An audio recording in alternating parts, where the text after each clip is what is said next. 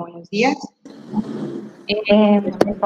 día de hoy vamos a hablar sobre el síndrome hemolítico urémico. Como ya me conocen, presidente de primer año. Este va a ser nuestro contenido de temas del día de hoy. Vamos a hablar sobre la definición, la etiología del síndrome hemolítico urémico, la clasificación actual, la epidemiología, fisiopatología con respecto pues, a las diferentes clasificaciones que existen, las manifestaciones clínicas diversas, los criterios diagnósticos para poder tener en cuenta el síndrome urémico, cuáles son también los diagnósticos diferenciales, el manejo y el pronóstico. ¿Cómodo? Sí, señor. Ya le confirmo cualquier.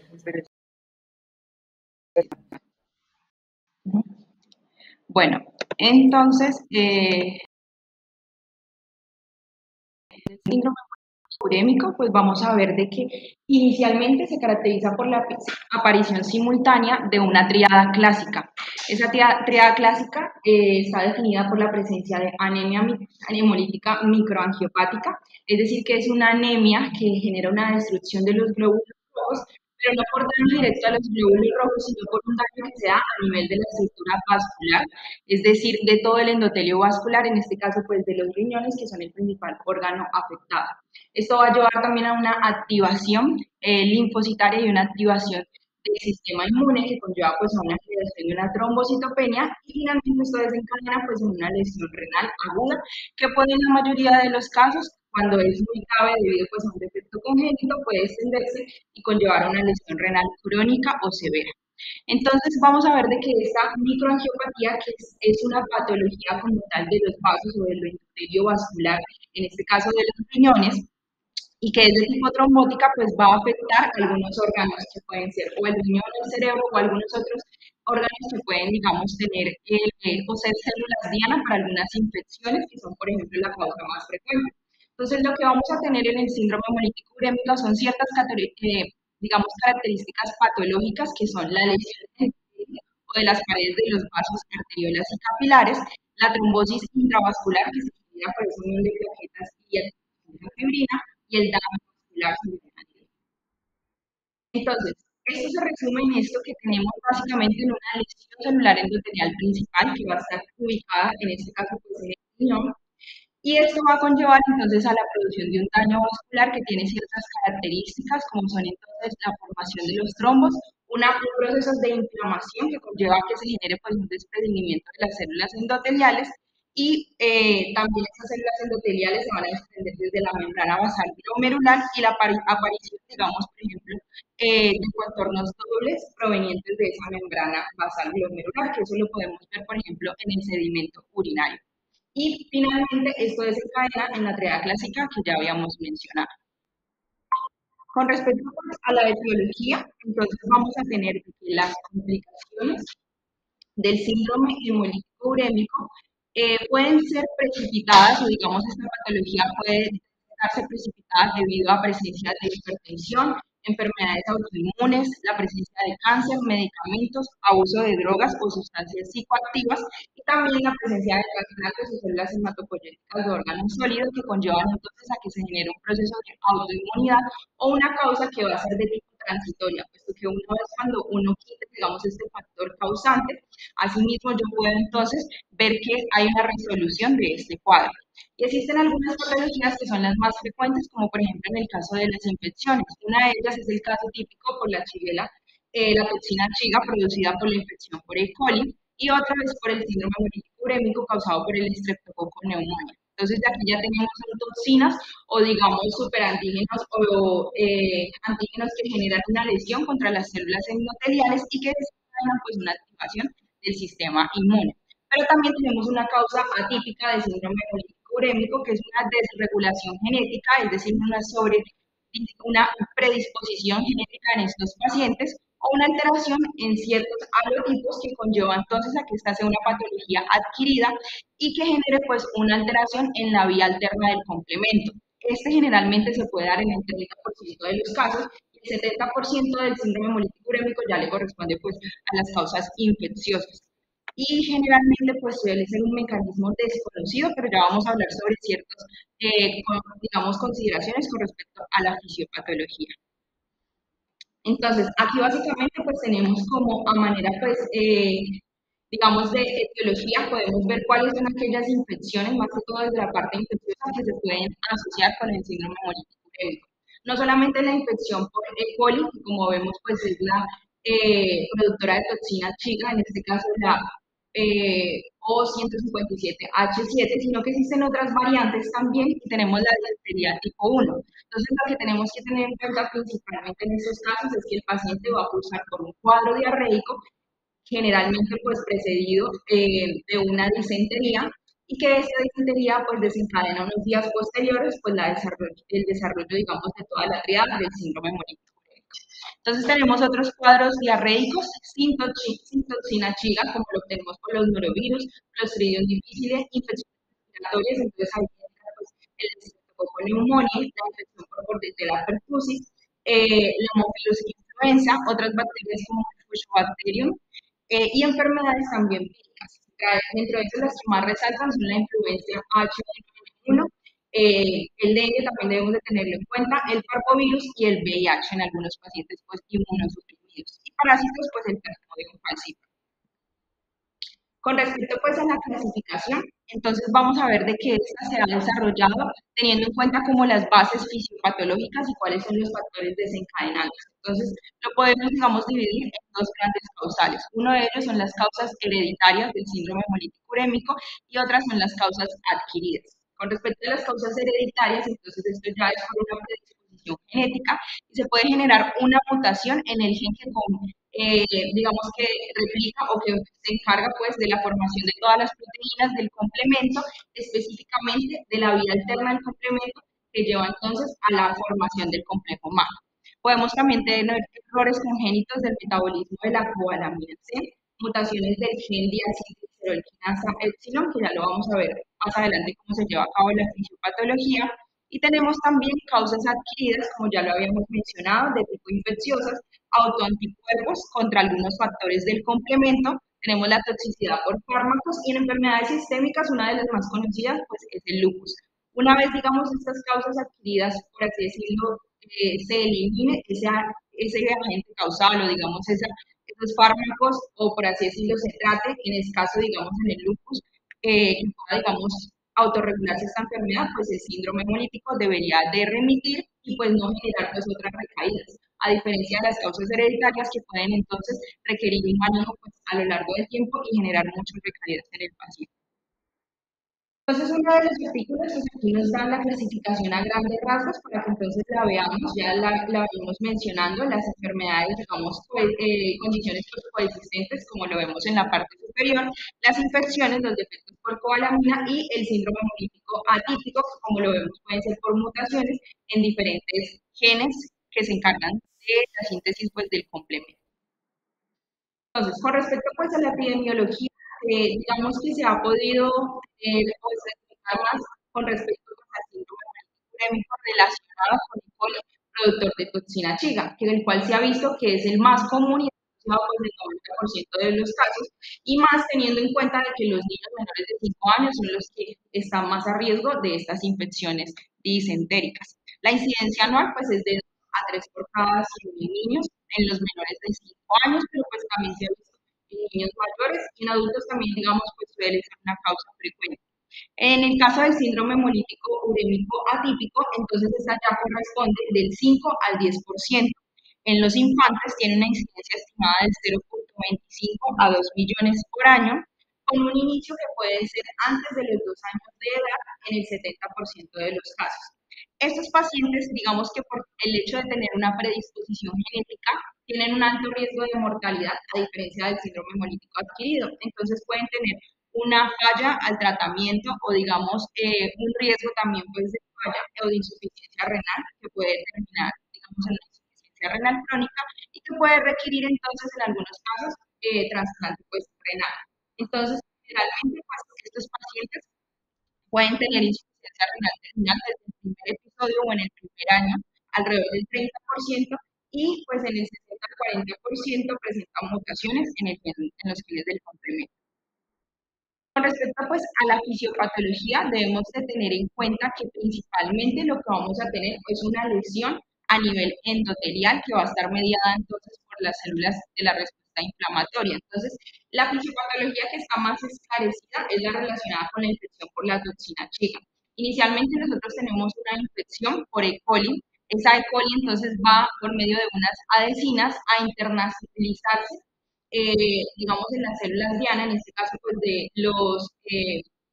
digamos, de las células del endotelio del tracto intestinal, y una vez esta se internaliza, entonces va a permitir que se pueda liberar en el torrente sanguíneo. Una vez entonces liberada esa toxina chiga, ya no va a ser la bacteria como tal, sino la toxina chiga, que va entonces a unirse a esas células endoteliales que vamos a tener a nivel de la nefrona o digamos a nivel mesangial del riñón. Entonces lo tenemos en las células endoteliales glomerulares desde los podocitos, las células epiteliales mesangiales y los tubulares. Dentro de estas células va a causar esa lesión endotelial y esto se da porque se une a una glicoproteína que es la globotriaosilceramida, la GB3. Esta entonces es una proteína pues que va a permitirle, digamos, que lleve a cabo pues, este mecanismo citotóxico en las células, permitiendo entonces una internalización hacia la membrana plasmática de la célula diana, en este caso de los riñones, y una vez se lleve a cabo esa internalización, entonces entra por medio de endocitosis, se lleva a cabo pues, un transporte retrógrado hacia el retículo endoplasmático y estando en el retículo endoplasmático pues se genera una activación de esos ribosomas para que se replique más de esta toxina. Y básicamente esto conlleva pues a que se genere pues una activación del factor de necrosis kappa beta que induce debido pues a esta internalización de la toxina, la activación entonces de células de la respuesta inmune, generando entonces una adhesión de los linfocitos que va a conllevar a una muerte celular por apoptosis, una activación entonces en la formación de esos trombos de plaquetas, entonces tenemos trombos por leucocitos, trombos por plaquetas y una activación de todos esos factores con respecto pues a la coagulación. Entonces vamos a ver de que el paciente tiene un estado procoagulante y protrombótico. Además de eso, pues tenemos esa activación de los mediadores del complemento con el fin, digamos, de tratar de acabar con esta toxina por medio entonces de las diferentes vías, ya sea la vía del complemento, la vía alterna o digamos la vía del MAC. Entonces, generando pues una activación también del factor de von Willebrand que proporciona, digamos, que genera pues un círculo vicioso en esta activación protrombótica y procoagulante. Entonces, básicamente, aquí tenemos pues unas gráficas que nos describen bien cómo se genera pues ese síndrome hemolítico urémico mediado por toxina chica. Entonces, en este caso, como les venía mencionando, ustedes pueden ver en la imagen superior cómo tenemos aquí, esta representaría pues nuestra toxina, la cual entonces se va a unir por medio de la glicoproteína GB3, que va a estar entonces presente en todas las células endoteliales y también vamos a ver que se encuentra presente en el caso de los polimorfonucleares. Una vez entonces esta toxina pueda internalizarse, perdón, por medio de endocitosis, entonces va a llegar al retículo endoplasmático y dentro del retículo endoplasmático entonces va a generar, digamos, esa activación de la respuesta inmune. Aquí tenemos, digamos, una imagen que entonces nos permite ver cómo hay esa internalización al endosoma y esto genera pues que se lleve a cabo pues una inhibición de esa síntesis proteica y un estrés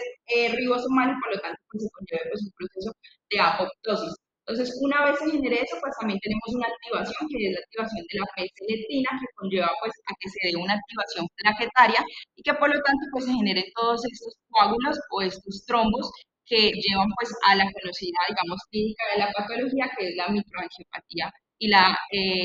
pues el aumento pues de la trombosis en este caso. También tenemos otros mecanismos fisiopatológicos que son, por ejemplo, mediados por el estreptococo pneumoniae. Entonces, en este caso, en la imagen de la derecha, lo que vamos a tener es que el neumococo, como lo podemos ver aquí, estas son las cepas del germen, se van a caracterizar por tener una molécula que es la neuroaminidasa. Entonces, esa neuroaminidasa se va a encargar de cortar los residuos diálicos de esas glucoproteínas de las membranas de los eritrocitos. Entonces, va a llegar, claro está, pues, a generar un daño sobre esos eritrocitos y sobre también digamos, los residuos diálicos de las plaquetas, y esto va a generar, pues, que se lleve a cabo una activación del sistema inmune. Una vez entonces, digamos, se genera pues este daño a nivel de las células, se exponen pues unos antígenos que se conocen como los antígenos T o conocidos también con los Thompson-Friedrich antígenos. Entonces, en este caso vamos a ver de que de que se van a producir unos anticuerpos que van a estar mediados por IgM y esos anticuerpos se van a unir a estos antígenos T. ¿En donde? En la célula endotelial. Y esto va a generar que se dé una activación del complejo MAC, el complejo pues, de ataque a la membrana, producido por, digamos, por el complemento, lo que conlleva pues, a que se genere un daño a nivel de la membrana y por lo tanto, pues que se pueda llevar a cabo digamos como tal, el síndrome hemolítico urémico, pues debido pues a ese daño provocado por la neuroamilasa. Entonces, finalmente lo que vamos a tener es que se produce un daño a nivel de las glicoproteínas, de los glóbulos rojos y de las plaquetas, y finalmente pues eso desencadena un daño endotelial glomerular, exponiendo entonces, digamos, esos antígenos y llevando pues a una reacción antígeno-anticuerpo. Y ya en la imagen de la derecha pues tenemos, digamos, un mecanismo que es, esto digamos que no está tan, por así decirlo, identificado, entonces no está tan esclarecido, pero se tiene en cuenta de que el diacilglicerolquinasa, en este caso, pues se caracteriza por ser, digamos, llevar a cabo la fosforilación desde ácido fosfatídico hacia, eh, sí, desde ácido fosfatídico hacia, espérate, me olvidó. Eh,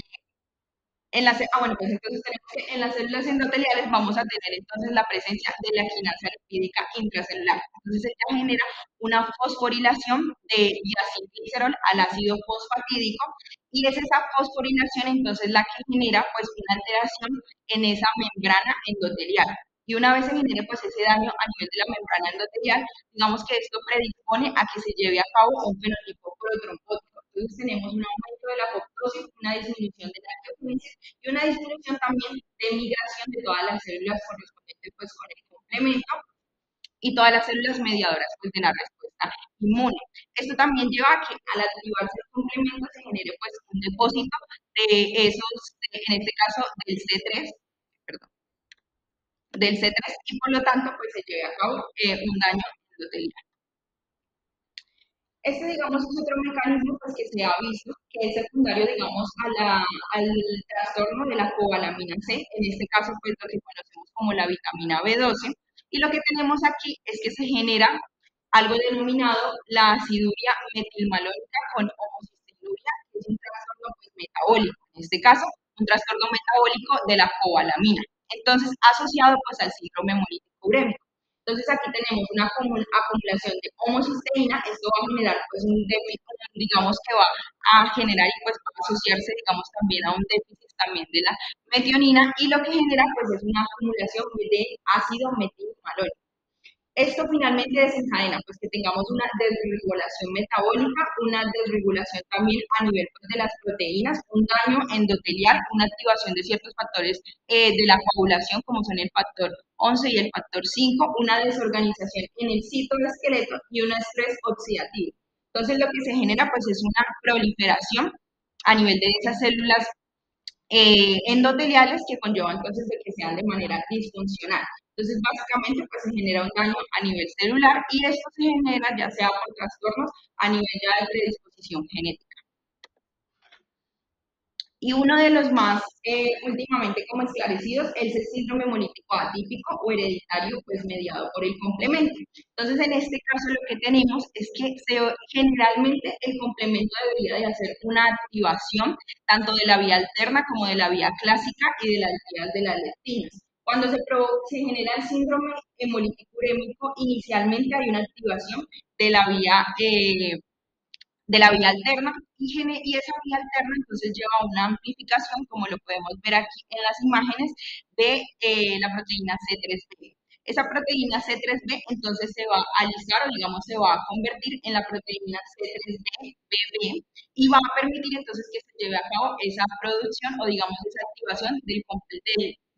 la C5 que lleva entonces a la activación del complejo K o del complejo pues de ataque a la membrana. Pero entonces, en el caso del síndrome atípico hereditario, lo que vamos a tener es que hay ciertas alteraciones con respecto pues, a la función de, digamos, estos mediadores inmunológicos. Entonces vamos a ver de que puede haber una sobreexpresión de la actividad de ese complemento o digamos hay mutaciones con respecto pues a la ganancia de esta función. Entonces pueden haber mutaciones en el factor H, en el factor I y en el factor CD46, que son los que se encargan de la regulación de ese complemento para llevarse a cabo pues una función que inicialmente pues genere pues la eliminación de ese germen. Cuando hay un daño, digamos, en las funciones, se lleva a cabo una sobreactivación y por lo tanto entonces va a haber una más generación, en este caso pues una reclutación mayor pues de leucocitos y va a haber una mayor producción entonces de moléculas como la interleuquina 1, el factor de necrosis kappa beta y por lo tanto se va a generar pues, un mayor daño a la célula. Entonces básicamente lo que va a generarse es una activación de esas células inmunitarias y de las plaquetas que lleva a cabo pues, un daño y una inflamación constante a nivel de las células endoteliales, que finalmente entonces termina en la formación de trombos, en el consumo de las plaquetas, la oclusión vascular y la hemólisis que se va a generar. También pueden verse mutaciones por activación, entonces si tenemos más activación de C3B, como de C3, perdón, y también del factor del complemento B, entonces se va a generar mayor producción, como lo podemos ver acá en esta imagen, mayor producción del complejo MAC. Y también los autoanticuerpos se generan contra la FH, entonces al haber autoanticuerpos que ataquen esto, pues entonces se genera un mecanismo de disregulación. Básicamente, en el síndrome hemolítico urémico lo que tenemos es un factor que puede desencadenar esta alteración de los mecanismos, digamos, reguladores. El paciente puede que tenga una mutación, ya sea pues una mutación genética o una mutación pues de un polimorfismo y finalmente desencadena pues un síndrome hemolítico urémico. Entonces son diferentes cosas, por así decirlo, desencadenantes o diferentes situaciones que llevan a que el paciente pues caiga en esta situación. Si hay, digamos, una alteración genética, esta se expresa tempranamente en los niños, generalmente los niños pues no pasan más de 10 años y pueden terminar una enfermedad renal crónica. Entonces, básicamente, pues aquí también tenemos una gráfica en la que podemos ver cómo se genera pues ese mayor daño a nivel pues de la molécula C3 y existen algunos medicamentos que pues se han visto como inmunomoduladores como por ejemplo el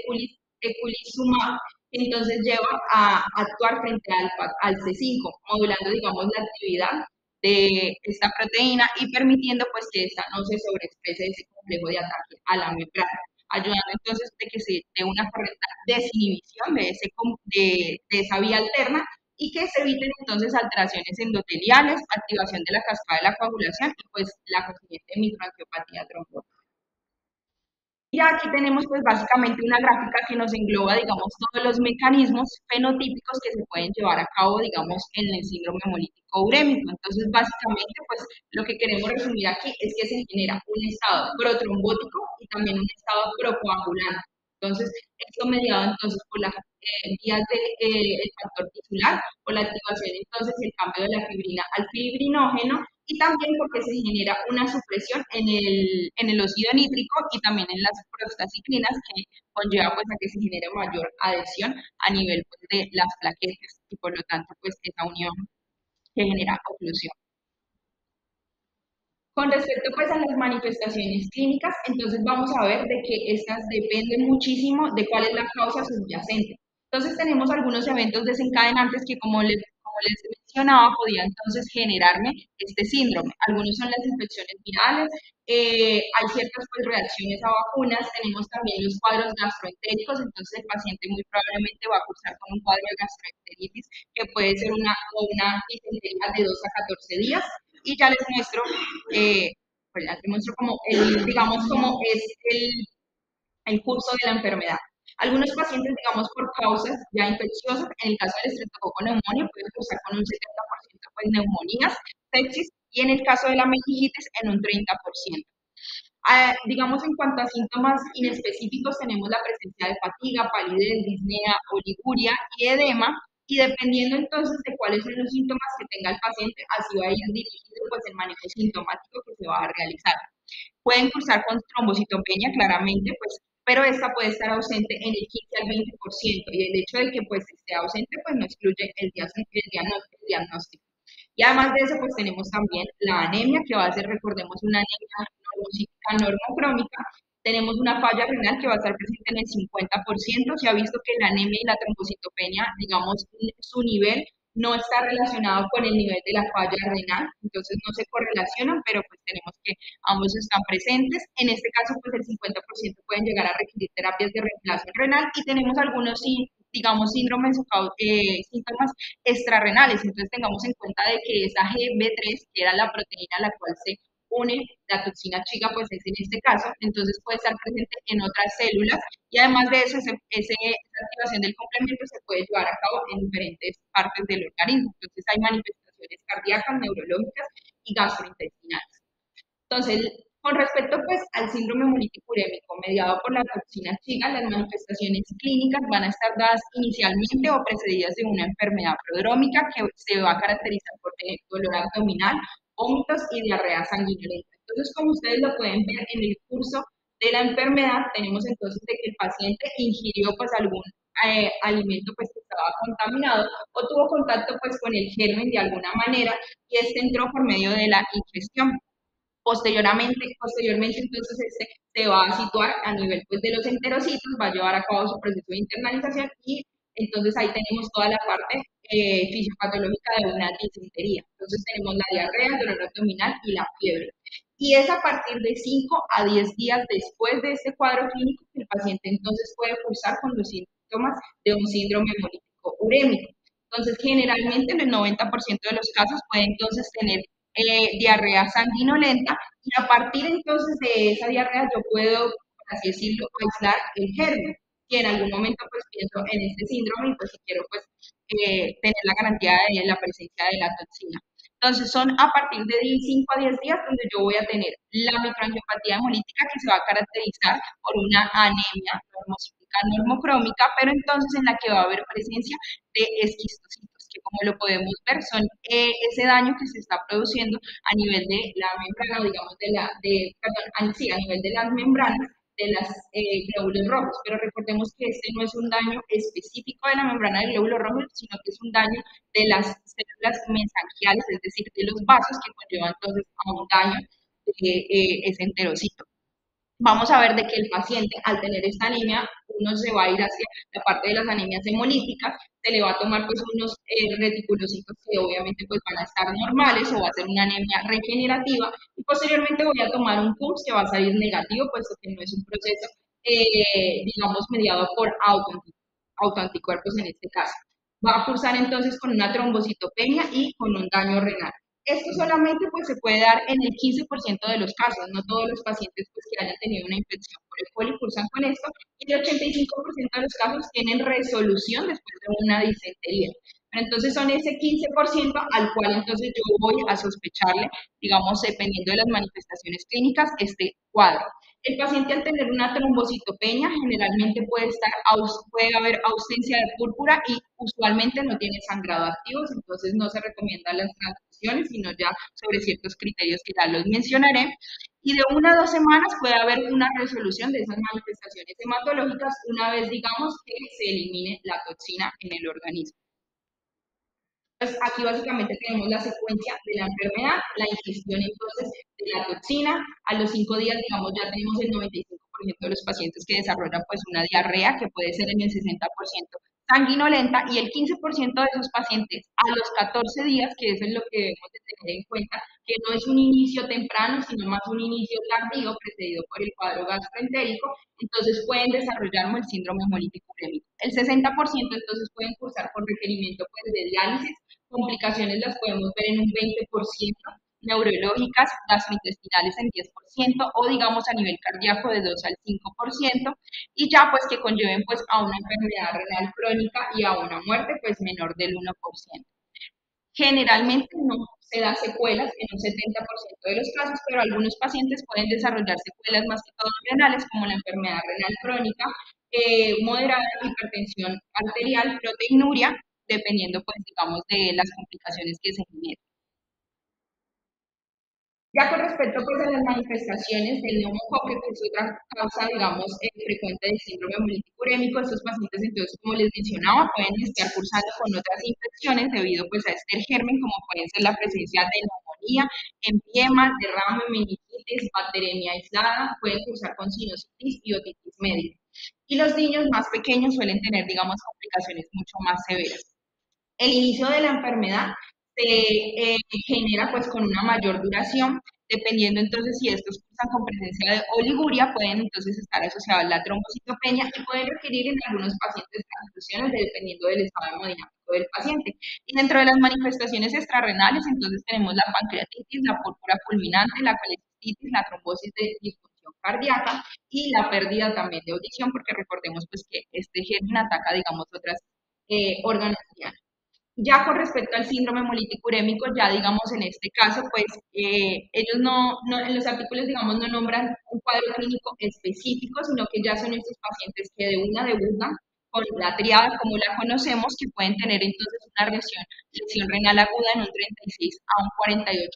de los casos que lleva a una muerte y a una insuficiencia renal crónica terminal. Y ya pensando, digamos, en algo autoinmune o algo pues mediado, perdón, algo mediado por el sistema inmunológico, pues podemos encontrar pacientes que se les va a tomar un complemento encontrando un C3 bajo y un C3 que puede ser normal y esto no me excluye, digamos, la alteración de mutaciones o el diagnóstico sospecha diagnóstico. Entonces, básicamente aquí tenemos algunas manifestaciones extrarrenales que también debemos de tener en cuenta en el síndrome hemolítico urémico mediado por E. coli, productora de toxina chiga, y también, digamos, mediado por el complemento. Entonces, no solamente el cuadro gastroenterico por el que cursa el paciente, pues digamos que el hecho de tener la triada va a ayudar entonces a afectaciones, digamos, en diferentes órganos. Entonces, por ejemplo, tenemos que hay afectaciones a nivel gastrointestinal, metabólico, como por ejemplo complicaciones de diabetes. Podemos haber trombosis y estenosis de las arterias cerebrales. Puede generarse también hepatitis, intussuscepción y estenosis colónica, como algunas otras manifestaciones añadidas. O necrosis intestinal debido también a este proceso de trombosis. Con respecto pues al diagnóstico, entonces una vez digamos que yo me encuentre ante la triada de una lesión renal aguda, ya sea porque tengo presencia pues de una anemia o un aumento pues en esa creatinina basal del paciente, y además de eso tengo una anemia que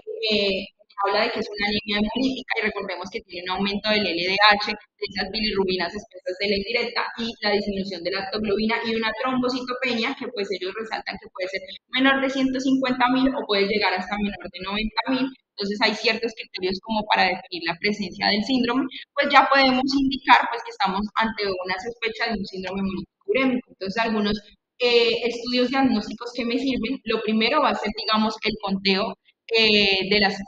células de los glóbulos rojos. Vamos a tener entonces también la necesidad de realizar pues, un extendido de sangre periférica para ver la presencia de esquistocitos y vamos a ver cómo está el recuento de reticulocitos como ya los venía mencionando. Tomamos lactato de deshidrogenasa, aptoglobina, un CUNS directo, que pues ya nos va a salir negativo, entonces tenemos que tener en cuenta también la parte sanguínea, entonces la creatinina, electrolitos, transaminasas, bilirrubinas, siempre tomar un complemento pensando pues que puede estar mediado por este. Podemos tomar también un uroanálisis en donde vamos a ver alteraciones en el sedimento y puede haber entonces microhematuria o macrohematuria en este caso y podemos entonces ver dónde se está llevando pues probablemente pues el daño a nivel renal. Entonces también debemos de tomar algunos otros exámenes para un diagnóstico diferencial como son la presencia de dengue, malaria, anticuerpos contra dengue, leptospirosis, un perfil de coagulación, una ecografía de abdomen en estos pacientes también sugiere, y finalmente teniendo esto en cuenta yo hago la sospecha de este síndrome hemolítico, pero lo ideal es yo ir a buscar cuál es la causa determinante.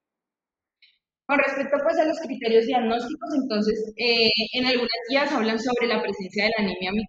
hemolítica microangiopática, que es uno de los criterios que puede estar, entonces lo consideran como una hemoglobina menor de 10. En algunos otros artículos lo consideran una hemoglobina menor de 8, la presencia de un CUMS negativo y un hematocrito menor del 30%. Adicional de eso tenemos unas esquistocitos, en el extendido de sangre periférico que puede estar mayor al 10% de los glóbulos rojos, LDH mayor de 450 y una aptoglobina que va a estar indetectable.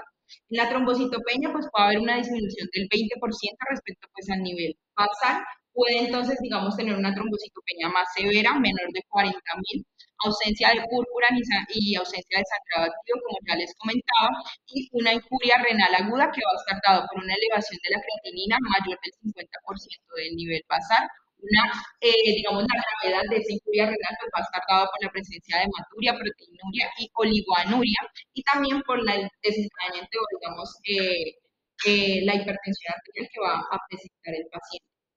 Y teniendo en cuenta estos criterios diagnósticos, yo voy a permitir excluir otras causas. Dentro de ellas tenemos pues una coagulación intravascular diseminada, que básicamente pues esta se va a excluir en aquellos pacientes que cursen con sepsis y que cursen pues digamos con alteración a nivel de las pruebas de coagulación de la protrombina y la tromboplastina y por lo tanto pues generan también una elevación en el dímero D y la fibrina. Y en el caso de la púrpura trombocitopénica trombótica, esta va a estar, digamos, dada por una actividad deficiente en el factor de von Willebrand y generalmente se da por causas, digamos, de mutaciones a nivel del gen ADAMS13, que es una, digamos, eh, por así decirlo, la principal para identificar y yo sospechar de una púrpura trombocitopénica, digamos, me realiza pues el diagnóstico. Entonces, este va a estar anormalmente pues bajo o alterado. Y presencias también de vasculitis sistémicas, que generalmente pues en este caso pues los pacientes suelen cursar con otras manifestaciones sistémicas como son la presencia de artralgias o de erupciones a nivel cutáneo. Infecciones, entonces hacer un diagnóstico diferencial con malaria, leptospira y con dengue. En el extendido de sangre periférica, como ya les había mostrado, entonces aquí tenemos una comparación de cómo se ven entonces esos esquistocitos. Entonces podemos saber que hay una ausencia de las plaquetas en comparación, digamos, a la presencia de estas plaquetas a nivel del extendido de sangre normal. Y además de eso, pues esa presencia de los esquistocitos o ese daño a nivel pues, de las células puede estar entonces mediado dependiendo pues daño a nivel endotelial. Entonces podemos ver mayor cantidad o menor dependiendo pues la gravedad del estado pues, del paciente. Pero entonces un extendido de sangre periférica siempre debe ir presente. Y ya con respecto también, digamos, a ese enfoque diagnóstico, entonces en este cuadro pues nos ayudan a diferenciar en los diferentes, dependiendo de las etiologías, cómo podemos realizar abordar el paciente. Entonces, en los casos de un niño que se sospecha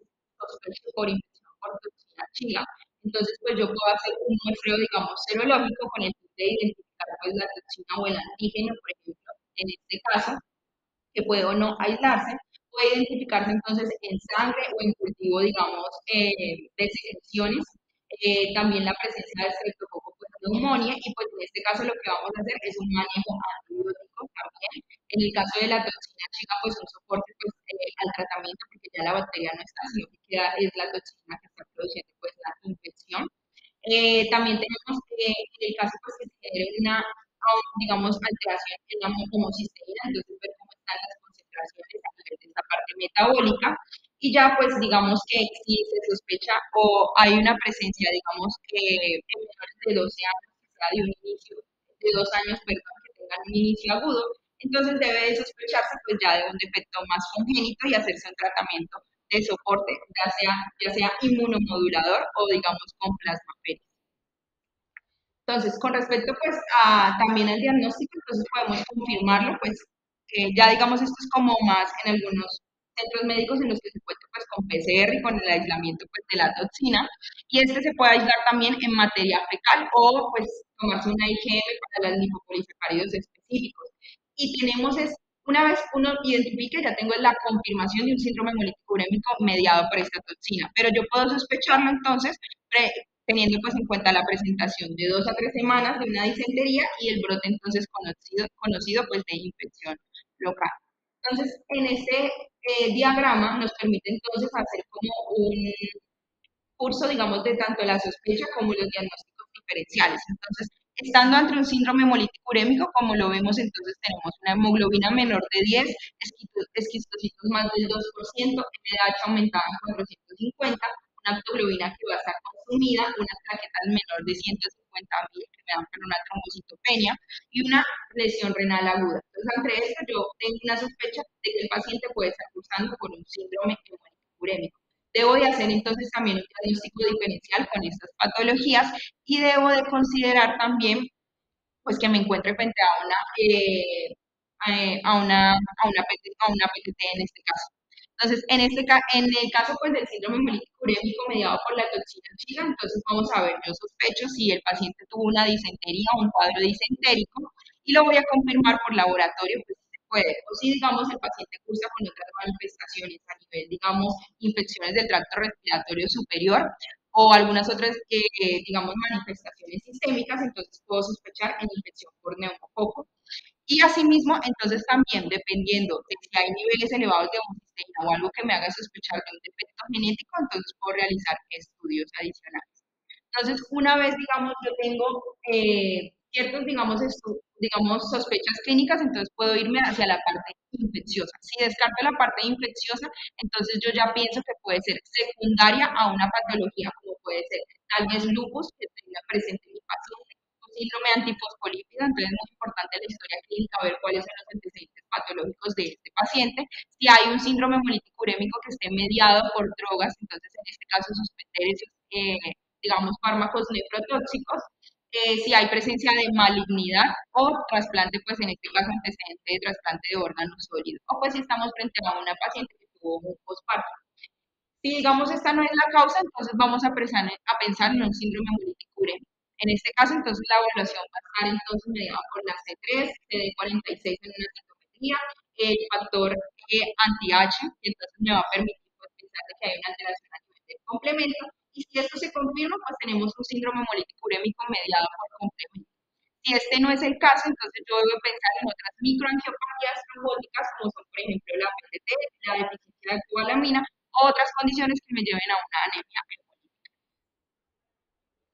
Con respecto pues al manejo, entonces inicialmente este está más que todo pues definido en el síndrome hemolítico urémico por la toxina chiga y de resto en los otros digamos síndromes o en los otros cuadros clínicos ya va a estar más dado por las digamos las terapias de soporte. Entonces inicialmente pues vamos a llevar a cabo una buena hidratación en ese paciente, idealmente pues con líquidos isotónicos con el fin pues, de disminuir este daño que se está generando a nivel epitelial y también el daño del glicocálice y pues permitiendo que se lleve a cabo pues una buena, digamos que el paciente tenga una buena circulación y disminución pues digamos de complicaciones que pueden llevar entonces a que se perpetúe esa lesión renal. Se debe monitorear entonces los líquidos administrados y eliminados de mi paciente para no llevarlo hacia una sobrecarga hídrica. Se debe, digamos, ante la presencia de la disentería, pues debo indicar antibióticos y si el paciente se beneficia de estos. Puede considerarse intercambio de plasma en aquellos pacientes pues, que tengan un compromiso neurológico y cardíaco más establecido. Y no se indica pues transfusiones ni de plasma, heparina, ni tampoco pues de algunos otros inmunomoduladores. Se debe de suspender todos aquellos fármacos tóxicos que estén implicados en la etiología y yo puedo considerar terapia de diálisis en aquellos pacientes que tengan una uremia sintomática dado por clínica, una alzoemia con un Q mayor de 80, que presenten sobrecarga de líquidos, que tengan a presencia anomalías electrolíticas y que sea pues obviamente todo esto refractario al tratamiento de soporte. Entonces, con respecto pues al manejo, algunas guías consideran pues que respecto a la anemia, entonces podemos llevar a cabo transfusiones si el estado hemodinámico de mi paciente pues, está comprometido o si este tiene una hemoglobina menor de 6 o 7 con un hematocrito menor de 18 y pues estemos ante la presencia de síntomas. Y si hay presencia de plaquetas menor de 10.000, es decir, que como se ha venido hablando, mayor de 10.000 y además de eso que no tenga, digamos, síntomas de sangrado activo, no es indicativo de transfusión. En la hipertensión arterial, pues en el caso de diuréticos, que es lo principal o inicial a utilizar, si estos pues no son efectivos, entonces pues, yo puedo llevar a cabo un manejo con calcio antagonista y en los que se lleve a cabo pues una crisis hipertensiva, pues puedo utilizar manejo con hidroxapatita o la betalol. Con respecto pues a los líquidos, básicamente lo ideal es que sean isotónicos, digamos que sean un seguimiento pues al volumen intravascular de mi paciente y que se corrijan aquellas anomalías electrolíticas, porque como sabemos tenemos una lista a nivel de esos glóbulos rojos que lleva pues a una liberación de todo este potasio y la hipercalemia que va a ser uno de los principales, digamos, desórdenes hidroelectrolíticos. Si hay presencia de hipervolemia, pues puedo utilizar bolos de furosemida o digamos en infusión pues, continua. Debo de evitar entonces todos aquellos fármacos que me eleven el potasio y puedo hacer, digamos, manejo de esa hipercalemia con el gluconato de calcio, nebulizaciones con beta-2 agonista o rutinas de intercambio según pues, lo que tenga a disposición. Y se habla de que la nutrición o el soporte nutricional es muy importante para evitar entonces la injuria renal aguda. Entonces, en estos casos se ha visto de que una vez uno inicia la nutrición enteral lo más pronto posible, lleva a que el paciente tenga una menor duración de la enfermedad y por lo tanto, digamos, menos complicaciones. Entonces, esta debe ser el 70% de calorías como carbohidratos y menos del 20% deben de darse lípidos. Debe ser una dieta alta pues, en proteínas de alto valor biológico, de 1 a 2 miligramos kilogramo día, y un aporte calórico que tenga el paciente de 400 kilocalorías por metro cuadrado día. Eso con respecto pues, a la toxina chiga. Ya en el síndrome hemolítico urémico atípico, como lo vemos, es muchísimo más severo. Entonces, como está mediado por el complemento, inicialmente tenemos entonces el soporte de apoyo, pero estos pacientes pueden requerir de cambios de infusión de plasma, entonces plasmaféresis. Sin embargo, se ha visto que pues, esta terapia no es muy eficaz, pero puede llevar a una sobrevida renal. Esto con el fin de poder eliminar todos esos anticuerpos que se están generando pues, a nivel del complemento y seguido por una terapia inmunosupresora, ya sea con prednisona o con rituximab o ciclofosfamida, según lo que pues, se indica al paciente. Y se utilizan estos casos debido pues, a que hay, digamos, algo mediado pues, por esa activación inmunológica. Ha jugado algo importante, es el papel del eculizumab, que lo tenemos como un anticuerpo monoclonal que va a actuar entonces contra esa proteína C5,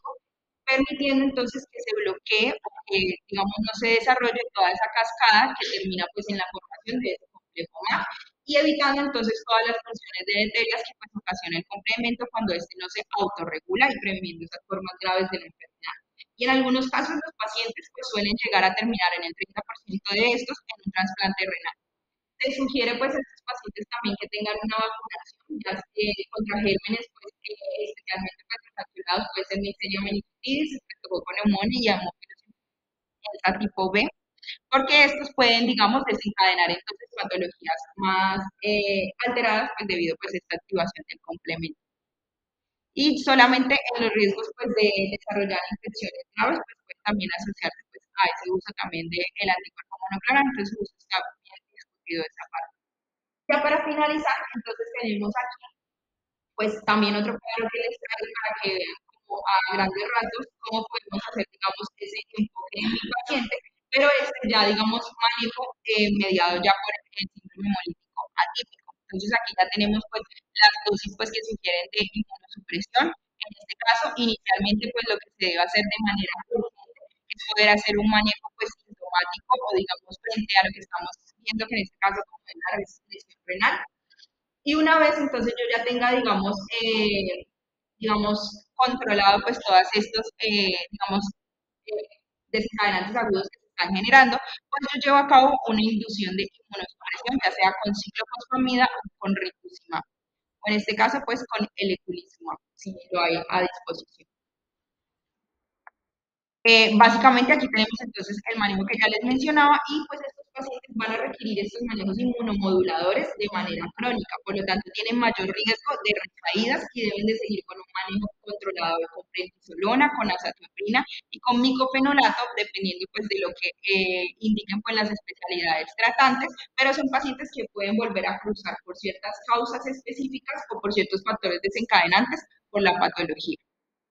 Con respecto pues al pronóstico, entonces tenemos que los pacientes que tienen infecciones por Streptococcus pneumoniae tienen peor pronóstico con respecto pues a las causas adquiridas porque pueden tener una mortalidad del 12 al 3% asociada con la presencia de meningitis. Y ya con respecto pues a la sobrevida, tenemos de que el 23% de estos pacientes, recordemos que es el 15%, por ejemplo, de algunos que por toxina chiga desencadenan pues el síndrome hemolítico urémico y hasta un 5% por un síndrome hemolítico atípico pueden llegar a desarrollar enfermedad renal crónica, requiriendo entonces diálisis, el 28% pueden cruzar con proteinuria y el 19% de estos pacientes pueden quedar con hipertensión arterial. Y básicamente pues en esta tabla de la derecha, pues tenemos algunos predictores, tanto a largo y a corto plazo, de cuáles son, digamos, esos desenlaces clínicos de mi paciente, en el caso del síndrome hemolítico urémico, más que todo mediado por la toxina chiga. Entonces, en los niños, pues, pueden cursar con hiperleucociturias o, digamos, leucocitosis de 25.400, y eso nos está hablando, digamos, de mayor índice de mortalidad, hemoconcentración, infecciones respiratorias, y algunos perfiles, digamos, que me llevan a mayor riesgo son, como les mencionaba, la hiperleucemia que se asocia con una alta tasa de mortalidad, eh, tanto de, pues, digamos, de leucocitos, pues ahí tenemos diferentes estudios que pues han indicado cómo digamos, ese índice va aumentando con respecto pues al aumento de esos leucocitos y podemos también tener secuelas a largo plazo, como pueden ser, digamos, en niños se puede llevar a cabo la hipertensión arterial, la hemoconcentración o la diálisis prolongada. Muchísimas gracias.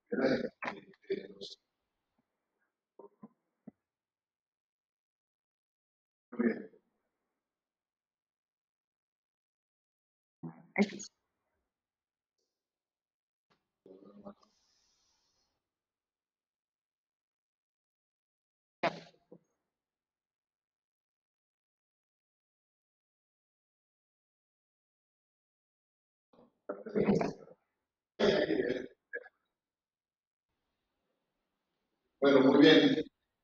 Doctora, una revisión muy completa. Es una patología que no es tan frecuente, no es tan frecuente, pero que hay que conocerla y hay que estar tratando. Y la doctora lo hizo, pues, hizo una revisión muy completa y hace una revisión de la fisiopatología por cada una de las presentaciones. Y usted ve que presentaciones muy diversas. Puede ser algo que se desencadena de anemia, ¿sí? De HLA, trombocitopenia, la falla renal. Sin embargo, pues eso pues, en el papel es muy bonito, ¿cierto? Y está muy permisible. Es conocerlo, es familiarizarse y es sensibilizarse con esta patología. No se presenta tan común, pero pues que la medicina no es tan común.